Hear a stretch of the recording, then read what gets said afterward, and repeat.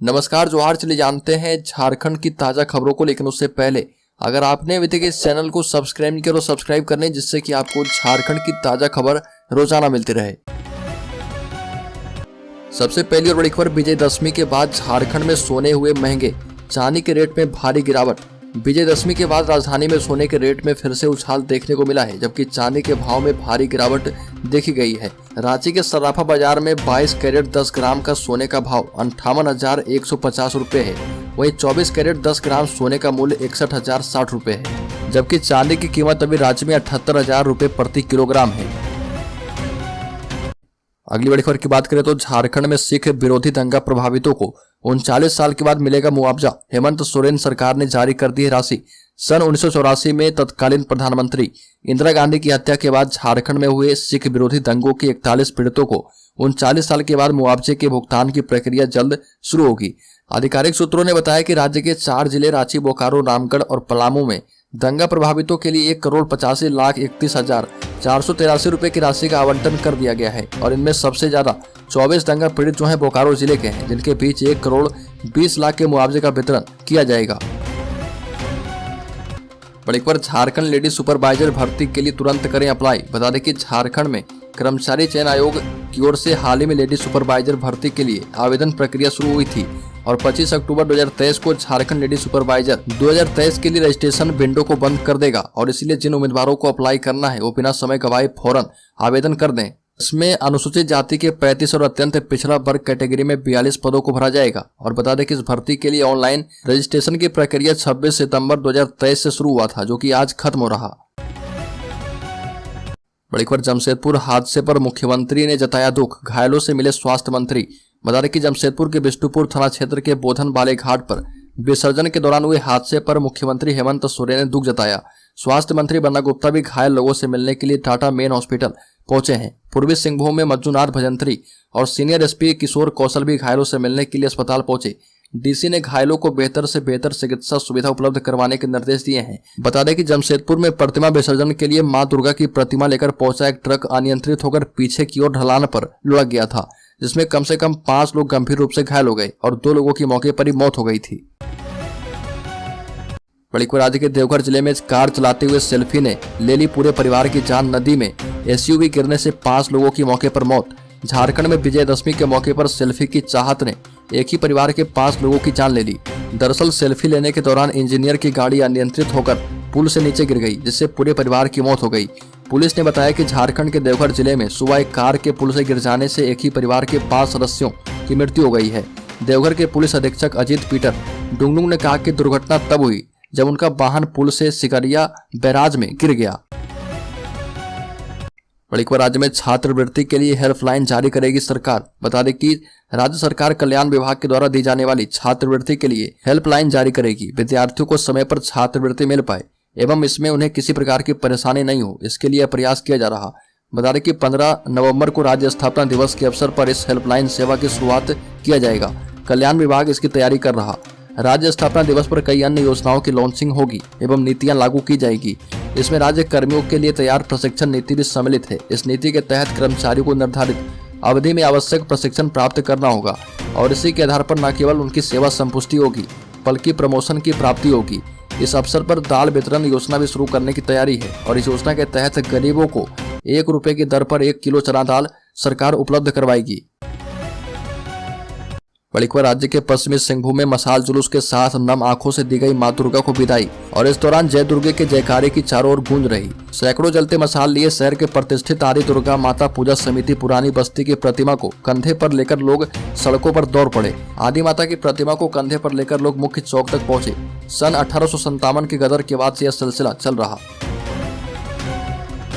बड़ी खबर, रांची संगठन में जातिगत किलेबंदी दुरुस्त करने में जुटी है भाजपा। झारखंड भाजपा ने आगामी लोकसभा और विधानसभा चुनाव को सामने रखकर मुकम्मल तैयारियां शुरू कर दी है। जनसंपर्क अभियान का सिलसिला लगातार जारी है। झारखंड भाजपा पूरे प्रदेश में संकल्प यात्रा चला रही है और पूरे राज्य में एक एक बूथ स्तर पर एक एक प्रभारी तय करके उसे जिम्मेदारी दी जा रही है। संगठन ने अपने कील कांटों को दुरुस्त करने में जातिगत समीकरण पर विशेष ध्यान केंद्रित किया है। भाजपा ने प्रदेश संगठन की कमान संघ के प्रशिक्षित और विहिप के संगठन मंत्री रहे बाबूलाल मरांडी को सौंपा है और वह 1996 से 2001 तक वनांचल भाजपा के अध्यक्ष रहे हैं। और एक बार झारखंड को केंद्र सरकार की सौगात, कई जिलों में खुलेंगे नर्सिंग कॉलेज। नर्सिंग के क्षेत्र में करियर बनाने का सपना देख रहे युवाओं के लिए अच्छी खबर है। कोडरमा और हजारीबाग में नया नर्सिंग कॉलेज खुलने जा रहा। इस संबंध में केंद्रीय स्वास्थ्य मंत्री डॉक्टर मनसुख मांडविया ने पत्र लिखकर केंद्रीय शिक्षा राज्य मंत्री एवं कोडरमा सांसद अन्नपूर्णा देवी को सूचना दी है। केंद्रीय स्वास्थ्य मंत्री ने सूचित किया कि स्वास्थ्य मंत्रालय में केंद्रीय प्रायोजित योजना नर्सिंग शिक्षा का विस्तार मेडिकल कॉलेज में ही नए नर्सिंग कॉलेज की स्थापना के तहत देश के 157 जिलों में नर्सिंग कॉलेज की स्थापना के प्रस्ताव का अनुमोदन कर दिया गया है। इसी तरह कोडरमा एवं हजारीबाग जिले में भी नर्सिंग कॉलेज की स्थापना होनी है। इससे यहाँ की स्वास्थ्य सुविधाओं की गुणवत्ता में बढ़ोतरी होगी। बड़ीपर खूंटी जिले में हाथियों के आतंक से भयभीत खूंटी के ग्रामीण, पिछले 1.5 वर्षों में 15 की चली गई है जान। खूंटी जिले में हाथियों का आतंक बढ़ता जा रहा, इससे लोगों में भय का माहौल छाया हुआ है। लोगों का कहना है कि ग्रामीणों को हाथियों के प्रकोप से बचाने के लिए विभाग ठोस कदम उठाए और मुआवजा देने भर से किसी की जान वापस नहीं आ सकती है। जिले में हाथियों का आतंक बढ़ गया है और इसका अंदाजा इसी बात से लगा सकते हैं कि पिछले 1.5 वर्षों में हाथियों ने ही 15 लोगों की जान ले ली है और 33 लोगों को गंभीर रूप से घायल कर दिया है। इसके अलावा फसल नुकसान करने के 3065 मामले सामने आ चुके हैं और ऐसे इन मामलों में अब तक कुल 2 करोड़ 19 लाख रुपए का मुआवजा पीड़ितों को मिल चुका है। और एक बार झारखंड में नेता प्रतिपक्ष बनने के बाद अमर कुमार बौरी ने कहा कि झारखंड में पूर्ण बहुमत से बनेगी भाजपा की सरकार। भाजपा विधायक दल के नेता अमर कुमार बौरी शहर पहुंचे और नेता प्रतिपक्ष बनने के बाद पहली बार शहर आगमन पर भाजपा कार्यकर्ताओं ने साक्षी स्थित जिला कार्यालय में उनका स्वागत किया। इस दौरान भाजपा जमशेदपुर महानगर अध्यक्ष गुंजन यादव मौजूद थे। नेता प्रतिपक्ष अमर कुमार बौरी ने पत्रकारों से कहा कि भाजपा एक परिवार रूपी पार्टी है, जहां किसी को भी दायित्व मिलने से पूरे परिवार के कार्यकर्ता संकल्पित होकर दायित्व को पूरा करते हैं। यह अवसर भाजपा को 4 साल पहले मिलना चाहिए था, परंतु हेमंत सरकार ने विपक्ष की आवाज को दबाकर रखा। राज्य में नेता प्रतिपक्ष न होने से अनेकों संवैधानिक मुद्दे गौण रहे। झारखंड के 3.5 करोड़ जनता के जो प्रश्न है उसे सदन के अंदर पुरजोर तरीके से रखेंगे। इनमें प्रमुख रूप से भ्रष्टाचार, महिला अपराध जैसे मुद्दे शामिल हैं। और एक बार झारखंड के गुमला जिले में फुटबॉल खेलने के दौरान 11 खिलाड़ी अचानक हुए बेहोश। झारखंड के गुमला जिला के चैनपुर थाना क्षेत्र के नातापाल गांव में देर रात 11 फुटबॉल खिलाड़ियों की अचानक तबीयत बिगड़ गई, जिससे गांव में हड़कंप मच गया। घायलों में 7 महिला खिलाड़ी और 4 पुरुष खिलाड़ी शामिल है। बताया जाता है कि नापतौल गांव से खिलाड़ियों की टीम फुटबॉल खेलने के लिए रायडी प्रखंड के कुनार टोली गांव आए थे। फुटबॉल खेलने के दौरान अचानक एक महिला खिलाड़ी बेहोश हो गई। उसके कुछ देर के बाद 11 लोग की भी तबीयत बिगड़ गई। इलाज के लिए स्वास्थ्य केंद्र में भर्ती करवाया गया, जहां से 7 महिला खिलाड़ियों की गंभीर स्थिति को देखते हुए गुमला रेफर कर दिया गया। गुमला चैनपुर थाना क्षेत्र के नापतोल गांव में अचानक 11 खिलाड़ियों की तबीयत खराब हो जाने के कारण गांव में हड़कंप मच गया है। बड़ीपर गिरिडीह में युवक की चाकू से वार करके हत्या। गिरिडीह के बेंगावत थाना इलाके स्थित बेल्टी गांव में 4-5 युवकों ने मिलकर एक युवक की चाकू से निर्मम हत्या कर दी। घटना देर रात की है। घटना के बाद परिजन 100 को लेकर सदर अस्पताल पहुंचे हैं। बेंगावत थाने की पुलिस मामले की छानबीन में जुटी है। घटना के बाद बताया जाता है कि बेंगावत थाना इलाके से बेल्डी निवासी उपेंद्र गोस्वामी बीती रात अपने घर के बाहर शौच करने के लिए निकले थे। इस दौरान 4 से 5 युवकों ने मिलकर अचानक उन पर चाकू से हमला कर दिया। घटना के बाद से ही परिजन का रो रो कर बुरा हाल है। फिलहाल पुलिस घटना में शामिल युवकों की गिरफ्तारी के लिए छापेमारी कर रही है। एक बार झारखंड में 15 नवंबर से नई योजनाएं लाएगी हेमंत सरकार। गरीबों के बीच बांटी जाएगी दाल। 15 नवंबर को झारखंड के स्थापना दिवस पर मुख्यमंत्री हेमंत सोरेन राज्य की जनता को कई तोहफे देने वाले हैं। इसी दिन से आपकी सरकार आपके द्वार कार्यक्रम का तीसरा चरण मुख्यमंत्री हेमंत सोरेन शुरू करेंगे और इस अभियान के तहत लोगों से विभिन्न योजनाओं और सेवाओं का आवेदन लिया जाएगा और निर्धारित समय में उसे पूरा किया जाएगा। स्थापना दिवस को लेकर सरकार ने अभी से तैयारियां शुरू कर दी है। जानकारी के मुताबिक झारखंड के स्थापना दिवस के मौके पर रांची स्मार्ट सिटी परिसर में अपोलो मल्टी सुपर स्पेशलिटी अस्पताल का शिलान्यास किया जाएगा और यह अस्पताल जो है 250 बेड का होगा। राज्य के आवश्यकतामंद लोगों के लिए अबुआ आवास योजना की शुरुआत भी इसी दिन की जाएगी। इस योजना के तहत गरीबों को 3 कमरे का मकान भी देने की योजना है।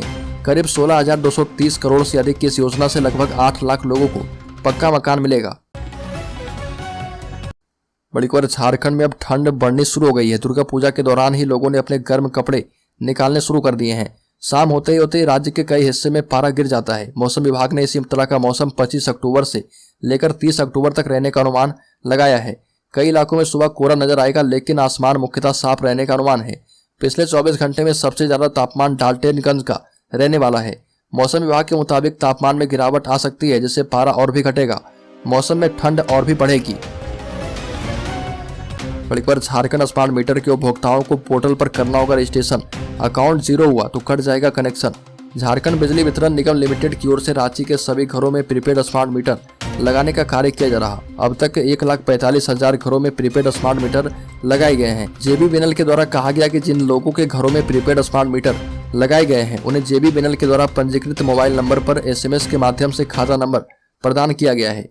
और बता दें कि प्रीपेड खाते की राशि शून्य हो जाने पर JBBNL के द्वारा ऑटोमेटिक बिजली कनेक्शन काट दिया जाएगा और इसके बाद उपभोक्ताओं को फिर से खाता रिचार्ज करवाना होगा। JBBNL के GM IT संजय सिंह ने सूचना जारी करते हुए कहा कि ऑटोमेटिक डिस्कनेक्शन से बचने के लिए उपभोक्ता अपने खाते में शेष राशि का ध्यान रखें और नियमित रूप से रिचार्ज करें। यह भी कहा कि प्रीपेड मीटर स्मार्टफोन के प्रीपेड फंक्शन की तरह काम करता है। यही वजह है कि 1700 उपभोक्ताओं के कनेक्शन स्वतः ही कट गए। बड़ी खबर, झारखंड नगर सेवा आयोग प्रतियोगिता परीक्षा का एडमिट कार्ड हुआ जारी। बता दें कि झारखंड कर्मचारी चयन आयोग ने झारखंड नगर सेवा आयोग प्रतियोगिता परीक्षा के एडमिट कार्ड जारी कर दिए हैं। जिन भी उम्मीदवारों ने आवेदन करके रखा था वो अब आयोग की आधिकारिक वेबसाइट jssc.nic.in पर जाकर अपना एडमिट कार्ड डाउनलोड कर सकते हैं।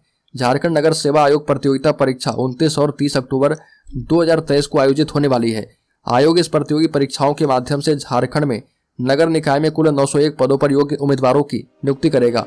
JSSC झारखंड नगर सेवा परीक्षा के तहत उम्मीदवारों का चयन केवल मुख्य परीक्षा पर आधारित किया जाएगा। परीक्षा के बाद योग्य उम्मीदवारों को दस्तावेज सत्यापन के लिए बुलाया जाएगा। बड़ी खबर, राष्ट्रीय हरित अधिकरण NGT ने एक समिति का गठन कर दिया है और उसे झारखंड के लोहरदगा में बॉक्साइट के कथित अवैध खनन पर तथ्यात्मक और कार्रवाई रिपोर्ट सौंपने को कहा गया है। NGT की याचिका पर सुनवाई कर रहा था जो कि लोहरदगा में अवैध बॉक्साइट खनन पर एक मीडिया रिपोर्ट के बाद दाखिल की गई थी। लोहरदगा को देश का बॉक्साइट शहर भी कहा जाता है। NGT अध्यक्ष न्यायमूर्ति प्रकाश श्रीवास्तव की पीठ ने बॉक्साइट के बड़े पैमाने पर अवैध खनन को लेकर प्रकाशित रिपोर्ट का उल्लेख किया है। रिपोर्ट में कहा गया कि इस बॉक्साइट को जाली नंबर प्लेट वाले ट्रकों में गुप्त रूप से ले जाया जाता है। पीठ में न्याय के सदस्य न्यायमूर्ति सुधीर अग्रवाल और विशेषज्ञ सदस्य A. सेंथिल बेल भी शामिल थे। पीठ ने हाल के आदेशों में कहा कि समाचार से पता चलता है कि पर्यावरण कानूनों के अनुपालन से संबंधित एक महत्वपूर्ण मुद्दा इससे जुड़ा हुआ है।